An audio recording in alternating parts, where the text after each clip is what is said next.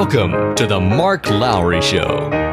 Now, here's Mark. Hey Mark, this is Chris calling from Beloit, Wisconsin, and just wondering, what is your favorite Bill Gaither story? I think my favorite Bill Gaither story is the time that he was trying to make a moment. You know, Bill's always trying to make a moment, trying to find something eternal in the mundane, because, you know, that's his job. That's what they do. They're songwriters. Songwriters try to take eternal ideas and wrap them into words. It's sort of like trying to explain a mortgage to a 4-year-old. You know, it's really hard to do, but somebody has to do it. So Bill Gaither's taken that upon himself to be a writer. Well, writers are always looking for something, looking for a hook. So Bill Gaither, the morning of Thanksgiving, arose to find that his sewage was stopped up. All the plumbing was packed to the gills and was overflowing with water. Well, he calls a few plumbing companies. Of course, it's Thanksgiving, nobody's available. So he has to move the Thanksgiving dinner over to his parents' house. So Friday morning, he found one plumbing company that would come out the day after Thanksgiving, and they were a mom and pop organization, really a grandpop, pop and kid organization. It was a family business, and Bill had the day off because, you know, his office was closed the day after Thanksgiving, and he watched them from his porch, and he said he was so fascinated by the excitement and enthusiasm and vigor they had for their job. He said he just sat on the back porch and watched them all day long, and they were hunting the ditch that led from the house down to the city sewage.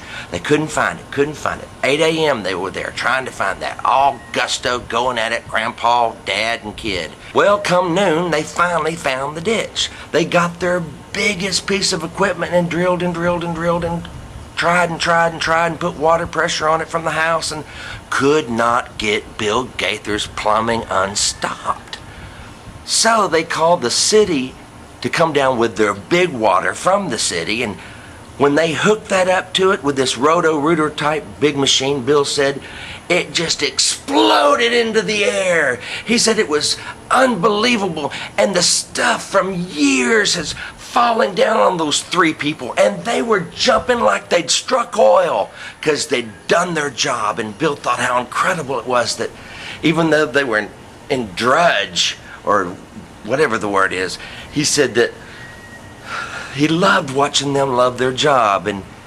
And so it was me, Michael English, Jim Murray, early in the vocal band. I'd just been there a short while, and Bill tells this story on stage because he sees the moment in it, the spiritual significance of it, but he hadn't quite thought it through. And Bill can find the eternal in the mundane, and usually he does good, but this just wasn't one of them. Well, he was up there, and Michael English was kind of staring at the floor, and I was kind of paying attention like this, looking for a moment to jump in and do something funny. But the more we listened, the more intrigued we got, because Bill was digging this hole, and we were wondering, how's he going to get out of this?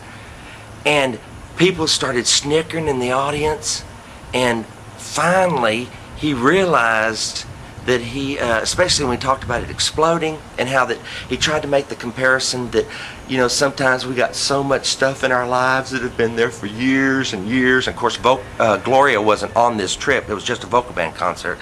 And there's so much stuff, you know, and he was going on and on trying to make this moment. And we were about to die behind him because you couldn't really laugh, but you couldn't hardly help it. And when he got to the explosion part, it was just Katie bar the door, the whole place busted. And the moment he made was one of laughter.